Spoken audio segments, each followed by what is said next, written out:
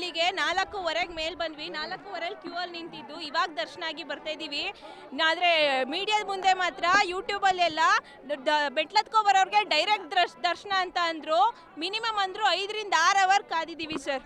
Full crowd, ಎಷ್ಟು ಚೂರು facilities ಇಲ್ಲ. ಅಲ್ಲಲ್ಲೇ ನೀರು ಕೊಡ್ತೀವಿ ಅಂತ ಎಲ್ಲ ಹೇಳಿದ್ರು, ಒಂಚೂರು ಏನೂ ಇಲ್ಲ. ತುಂಬಾ ಕಳಪೆ ತರ ಫೆಸಿಲಿಟೀಸ್ ಮಾಡಿದ್ದಾರೆ ಈ ಸತಿ. ಹೋದ ವರ್ಷದಕ್ಕಿಂತ ಈ ವರ್ಷ ತುಂಬಾನೇ ಕಳಪೆ ಆಗಿತ್ತು. ಇಷ್ಟು ವರ್ಷದ ಕಳಪೆ ನಾವು ಯಾವ ಸತಿನೂ ನೋಡಿಲ್ಲ. ನಮಸ್ತೆ, ನನ್ನ ಹೆಸರು ಲಕ್ಷ್ಮೀಬಾಯಿ ಅಂತ, ಬೆಂಗಳೂರಿಂದ ಬಂದಿರೋದು. ಬೆಳಗ್ಗೆ 7 ಗಂಟೆಗೆ ನಿಂತ್ಕೊಂಡಿದ್ವಿ ಕ್ಯೂ ಅಲ್ಲಿ. 300 ರೂಪಾಯಿ ಟಿಕೆಟ್ ತಗೊಂಡು ನಮ್ಮ ಜೊತೆನೇ ಧರ್ಮದರ್ಶನಕ್ಕೆ ನಿಂತವರು ನಮ್ಮ ಜೊತೆನೇ ಬಂದರು. ಆದರೆ 2000 ರೂಪಾಯಿಗೆ ನಮಗಿಂತ ಮೋಸ. ಒಳಗಡೆ ವಯಸ್ಸಾದವ್ರು ಇರ್ತಾರೆ, BP ಶುಗರು ಮತ್ತೊಂದು ಕಾಯಿಲೆಯವರು ವಯಸ್ಸಾದವರೆಲ್ಲ ಇರ್ತಾರೆ. ಅವ್ರಿಗೆ ಏನು ಫೆಸಿಲಿಟಿ ಕೊಟ್ಟಿದ್ದೀರಾ ನೀವು? DC ರೂಮಲ್ಲಿ ಕೂತ್ಕೊಂಡು ನೀವೆಲ್ಲ ಹೇಳಿದ್ರಿ ಈ ಫೆಸಿಲಿಟಿ ಇದೆ, ನೀರಿದೆ, ವಾಟರ್ ಇದೆ, ಊಟ ಇದೆ ಅಂತ. ಯಾವುದು ಕೊಟ್ಟಿದ್ದೀರಾ ನೀವು? ವಯಸ್ಸಾದವರು ಎಲ್ಲಿಗೆ ಹೋಗಬೇಕು? ಅವರು ಶುಗರ್ ಇರೋರು ಯಾವ ಬಾತ್ರೂಮ್ಗೆ ಹೋಗಬೇಕು?